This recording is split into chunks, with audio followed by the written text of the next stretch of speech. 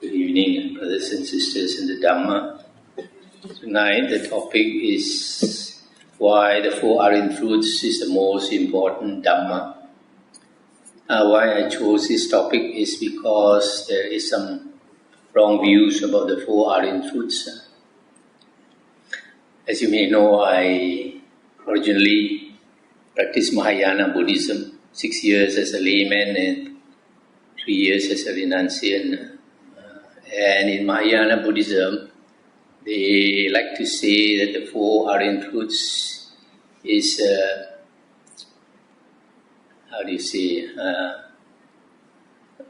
like a kindergarten Dhamma. That is very far from the truth. They put down the Four AriyanTruths, 12 links of dependent origination, etc. So I want to show you that the Four AriyanTruths is the most important Dhamma. In the Samyutta Nikaya, which is the Nikaya containing the most important suttas, the most profound and deep suttas, we have in chapter 56, Satcha Samyutta, 21st Sutta, 56.21. There the Buddha said, monks, it is because of not understanding and not penetrating the Four AriyanTruths that you and I have roamed and wandered through this long journey of samsara. So we go through the round of samsara endlessly, suffering because we have not understood the Four AriyanTruths. In another sutta, 56.3 of the Samyutta Nikaya, they said, whoever rightly went forth from the home life into homelessness, all did so in order to understand the Four AriyanTruths. And this refers to the monks in the past, the present and the future. So, if a person goes forth from the home life into homelessness with the right motive, it is to understand the Four AriyanTruths. And then also in Sutta 56.24, the Buddha said, whichever Arahant, Sammasambuddha, in the past, present or future, all became enlightened basically by understanding the Four AriyanTruths. So we find in the case of our Buddha, Gautama Buddha or Sakyamuni Buddha, on the night of enlightenment, the first watch he contemplated his past lives. The second watch he used his heavenly eye or third eye to see beings dying and passing away, and he understood the working of karma. We are reborn according to our karma. And then on the third watch, the last watch of the night, between 2 and 6 a.m., he contemplated on the Four AriyanTruths and became enlightened. So it is because of thoroughly understanding the Four AriyanTruths that a person becomes enlightened. And in Sutta 56.32 in the Samyutta Nikaya, it is said that it is impossible to make an end of suffering without having made the breakthrough to understanding the Four AriyanTruths. So it is impossible for us to end suffering if we don't thoroughly understand the Four AriyanTruths. In the Samyutta Nikaya 56.17 again, the Buddha said, monks, not knowing suffering, not knowing the cause of suffering, not knowing the cessation of suffering, not knowing the path leading to the cessation of suffering, this is called ignorance. So ignorance means ignorant of the Four AriyanTruths. So you can see from this that the Four AriyanTruths is so important. So what is the Four AriyanTruths? First one is suffering. Since it is so important and you all are serious Buddhists, can you tell me what is the definition the Buddha gave? Who can tell me? Anybody can raise the hand and tell me in detail exactly what how the Buddha defines suffering. And there's a problem with us, We listen to the Dhamma, we understand. If it goes in one ear, goes out the other ear. Sudah lupa. So, you see in the Dhamma Chakka Pavatthana Sutta, the first discourse of the Buddha said, now these monks is the Aryan truth of suffering. Birth is suffering, aging is suffering, sickness is suffering, death is suffering. Union with the dislike is suffering. Separation from the like is suffering. Not to get what one wants is suffering. In brief, the five aggregates of attachment are suffering.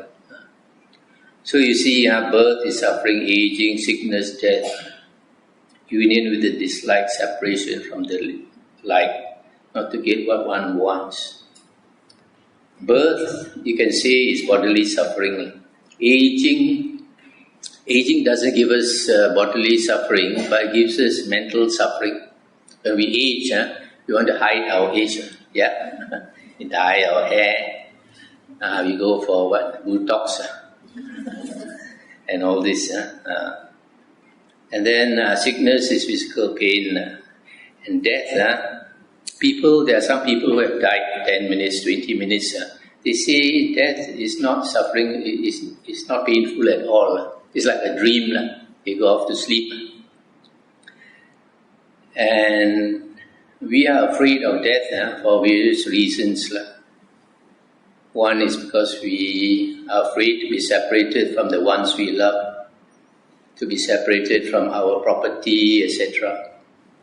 And worse still, if your karma is no good, you are afraid you are going to a woeful place of rebirth.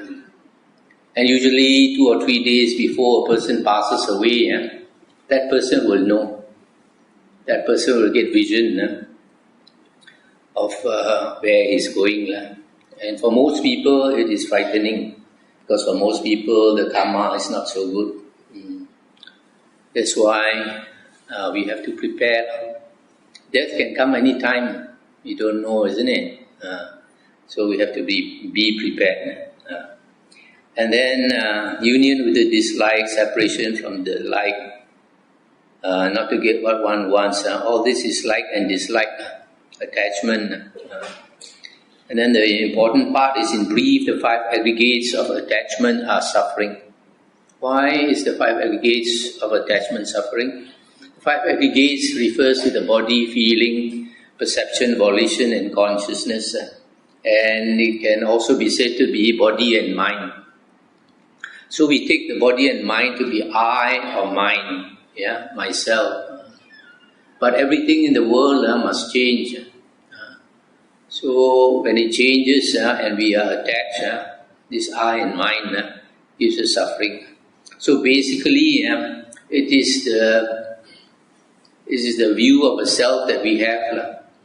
Nature has made it such that every being has this perception of a self. And it is for the purpose of self-preservation. So we fight for survival. From the moment we are born until we die, we fight for survival. See, for example, a baby is born. The first thing he does is gasp for air. He wants to breathe, he wants to live. So he gasps for air. So until the last moment or so, before we die or so, we are gasping for breath. But in between, we do a lot of things, a lot of karma. And often we do evil karma, which brings us to woeful planes of rebirth. So, understanding the 4 AriyanTruths is so important if we don't want to suffer. So, why we want to understand the Four AriyanTruths is to know that existence is suffering, and then we want to know the cause of suffering and how to see suffering and the path that brings us to cessation of suffering. Now the second Aryan truth, now this month is the Aryan truth of the cause of suffering. It is this craving which leads to renewed being or existence, accompanied by delight and lust, seeking delight now here, now there. That is, craving for sensual pleasures, craving for existence, and craving for non-existence. So the cause of suffering is craving. You notice carefully, it is this craving which leads to renewed being or existence. Leads to renewed being or existence. It's not, the Buddha did not say, it is this craving which leads to renewed rebirth. It is not rebirth actually that causes the suffering. It is this being, bhava, sometimes translated as becoming or existence. And this word, bhava, being, means the view of a self. We have a view of a being. We have a view that we exist. So because we have this view of existence, of this self, we want to protect the self. And if there is any danger, we fear. And the greatest fear is fear for our life. Yeah. Even in your sleep also you fear for your life. Yeah. And you're chased by some ghost or something. So here it talks about craving for sensual pleasures in the world. If you look around us, animals and young people and all that, soon after animals are born or young people are born, they are so happy, they want to enjoy life. Forest monks, we live in forest areas. I just came back from 3 months retreat in a cave on Penang Hill. I saw this murai batu, this bird. I had made this pipe for it to make a nest. And sure enough, he went to make a nest there and gave birth to 2 babies. So when the baby flew out of the nest, the mother was so happy, cried so loud. I never heard this type of bird cry so loud. And then after that, he was teaching the baby how to make sounds. You call the baby and the baby will reply. Call and reply. So you see birds, you can see them flying, so happy in the air. So it's the same with all beings. When we have the energy to enjoy ourselves, we see, we go all out to enjoy ourselves. If there was no pleasure in the world, no being will want to live. Yeah, that's why sometimes when we are old and we are disabled, you have to lie in bed all the time. You don't feel like living. What is there to live for? You want to die, isn't it? So craving for sensual pleasures is what makes us want to live. And craving for existence is craving to continue to be for life. And a craving for non-existence, this is a very minor part of beings who want non-existence. These are some people are overwhelmed by suffering. Maybe the business become bankrupt, or the wife has died of cancer or something. Then that person wants to commit suicide. So this is minority. So mainly it is craving for sensual pleasures and craving for existence that makes us continue on the round of rebirths. In fact, in the Nidana Samyutta, which talks about the 12 links of dependent origination, it is said in Sutta 12.66, whatever in the world has a pleasant and agreeable nature, it is here that this craving arises. So whatever makes us enjoy, here, craving arises here. Now the third Aryan truth. Now this monks is the Aryan truth of the cessation of suffering. It is the remainderless fading away and extinction of that same craving, the giving up and abandonment of it, liberation from it, detachment from it. Now this giving up of that craving is not easy at all. In one sutta, the Buddha gave this elephant simile. The Buddha said, in the Buddha's days, they get these elephants from the forest. So they bring in these trained elephants, and then they catch this wild elephant and they drag it out. But he doesn't want to come out. He likes to stay in the forest. So they have to use brute strength of one or two other elephants to drag it out. And then after it is dragged out, comes to the king's palace or what, then they slowly train it. And then if it starts to take the food, then they know it will survive. Then they start to train it step by step until it becomes a formidable war elephant, well trained. It can stand blows, it can stand hitting and all that. It can even give up his life for the trainer.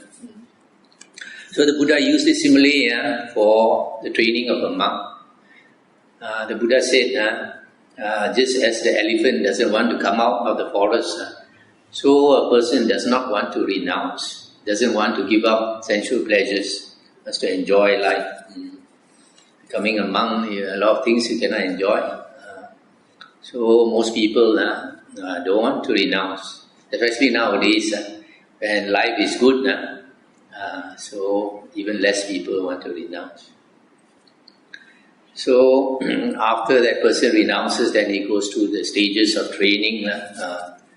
So giving up of this craving is very difficult, very, very difficult. And the reason is most people we don't see the Dhamma. If you understand the Dhamma, you listen to the suttas enough and you understand, you know what is coming. A lot of people are like children. Children, you tell them to study hard for your own good, for your future. They don't see, they don't see. Yeah, they're not willing to study. Why? They want to enjoy. So same with adults. We don't see the danger coming. We don't see we're going to die soon. And we don't see the round of rebirths. We may take rebirth in a ghost realm. That we don't see. So a lot of people are like children. We cannot give up this craving. So we have to give up this craving to end our suffering. Now the fourth one, now this monks is the Aryan truth of the path leading to the cessation of suffering. It is this Aryan eight-factored path, Arya Tangika Magga, that is right view, right thoughts, right speech, right action, right livelihood, right effort, right recollection, or right mindfulness, and right concentration. So there are 8 factors here, but these 8 factors can also be considered to be 3 main things like Sila, Samadhi, Panya, moral conduct, concentration and wisdom. And also how to practice this Aryan Eightfold Path is given in Majjhima Nikaya 117. It is said that there is only one entrance to the Aryan Eightfold Path, and that is right view. You must enter by right view, the first factor. And after you attain right view, it will bring you to right thoughts. And right thoughts will bring you to right speech, right action, etc. I think end of last year I gave a talk called the Sutta Guide to Paths and Fruits. And there I've explained quite clearly. So I think I got some CDs and books you can get here. And that DVD on that talk is also here. That is an important talk if you think you want to get paths and fruits. Now there is Sutta in the Samyutta Nikaya 56.31. Once the Buddha was with his monks and he gathered some leaves in his hand, Singsapa leaves. And then he asked his monk disciples, he said, you see the leaves in my hand, how is it compared to the leaves in the forest? Is it a lot compared to the leaves in the forest? And the monk said, the leaves in your hand, Bhagava, are so few compared to the leaves in the forest. It is not even 1/16 of the leaves in the forest. It is not even a fraction of the leaves in the forest. Cannot compare at all. So the Buddha said, in the same way, the Buddha said, what I teach you is like the leaves in my hand. What I know is like the leaves in the forest. So the Buddha knows a lot of things, but he does not teach us.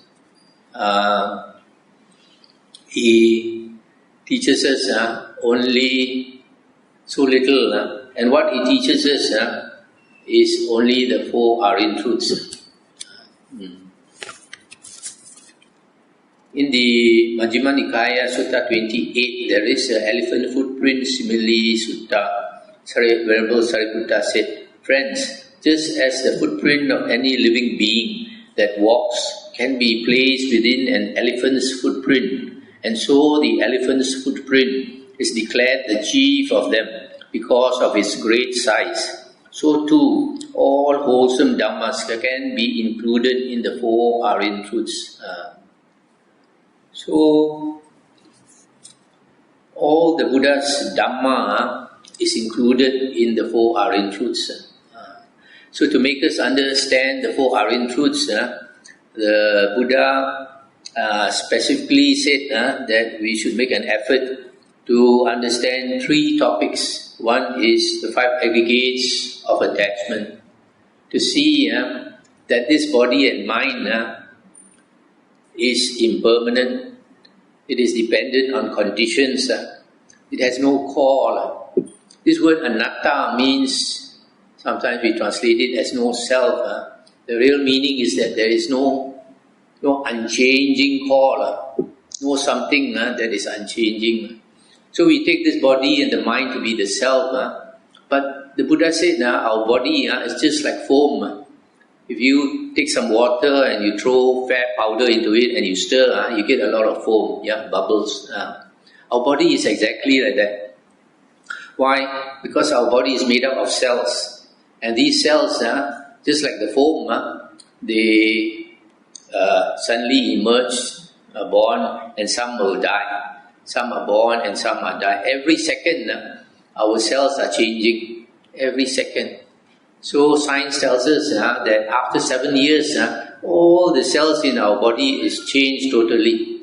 Now the body that you have, all the cells in your body now, 7 years later, all disappeared, all died out. You have a new set of cells. So we are changing all the time. So there is no core in us, nothing that is permanent, nothing you can hold on to. Same with the mind. Mind is changing even faster. So the five aggregates, the suttas on the five aggregates is to make us see that these five aggregates, the body and the mind, give us suffering. Make us suffer and we suffer because we take it to be I and mine. And then the other topic is the six sense bases or six sense spheres, six sense fields, salayatana. The eye base, the ear base, the nose, tongue, body and mind. And the Buddha said the six external sense objects are like Mara's bait, trying to snare us. So we are attracted by sights. We like to see beautiful sights. Nowadays people are more wealthy. They like to go to China, go to Europe, sightseeing. And then hearing good music, smelling, taste good food, etc. So all these are Mara's snare. So the Buddha is trying to tell us through these suttas the danger in the world, the danger of the six sense objects always trying to snare us. Then the third topic that's very important is the 12 links of dependent origination. Trying to make us see how suffering arises and how to eliminate suffering. And then on the practice part, the Buddha taught the 37 Bodhipakya Dhammas, the 4 Satipatthana, the 4 Iddhipada, the 4 Samappadana, the 5 Indriya, 5 Bala, 7 Bojjhanga, Arya Atangika Magga. And then for his monks, the Buddha also taught to guard the six sense doors. Always guard the six sense doors. Don't get snared by beautiful sights, sounds, etc. And then to practice moderation in eating. If we eat too much, we will sleep too much. And then diligence in wakefulness. And then aloofness from society. So all these is making us understand the four Aryan truths. Now in the Samyutta Nikaya 56.37, it is said that the forerunner and precursor of the breakthrough to the four Aryan truths is right view. So to understand the four Aryan truths, first you must understand the right view. Just as I mentioned just now, Majjhima Nikaya 117 says to practice the Aryan Eightfold Path, you must start with right view. Right view means understanding, the basic understanding of the four Aryan truths. But then this right view has many levels. And because it has many levels, you have many levels of Arya. So in the Sutta, Anguttara Nikaya 9.9, the Buddha says there are 9 types of beings in the world. 9 types of beings. The first one is the Putujana, an ordinary worldling who go round and round the samsara. And then the other 8 are Aryans, first path, first fruit, second path, second fruit, third path, third fruit, fourth path, fourth fruit. And the fourth fruit person is an enlightened being, fully enlightened. The others have not finished their work. So these indicate the different levels of wisdom, the different levels of understanding the four Aryan truths. Now in the Majjhima Nikaya 43, they said that there are only 2 conditions for the arising of right view. The voice of another and yoniso manasikara. I like to translate it as focused attention. So only the voice of another teaching us the true Dhamma, and we are focused in listening to it, then only we can get right view. So it's clear from here that it is listening to the Dhamma that brings us to right view. But listening to what Dhamma? In the Anguttara Nikaya 4.180, the Buddha said that if any monk or any Sangha or any group of monks or any group of learned monks say that the Buddha taught such and such, the Buddha said you should not accept it, you should not reject it, but compare it with the suttas and the Vinaya. So the Dhamma refers to the suttas. And it is clear now from excavations in India that the original suttas are in the 5 Nikayas. Basically the 4 Nikayas, and the last one is called the minor collection of suttas, which now has grown. So actually the Kuddaka Nikaya, only 6 books are reliable. Now in Samyutta Nikaya 46.38, the Buddha said, when monks, an Aryan disciple listens to the Dhamma with eager ears, attending to it as a matter of vital concern, directing his whole mind to it, on that occasion the 5 hindrances are not present in him. On that occasion the 7 factors of enlightenment, Bojjhangas, go to fulfillment by development.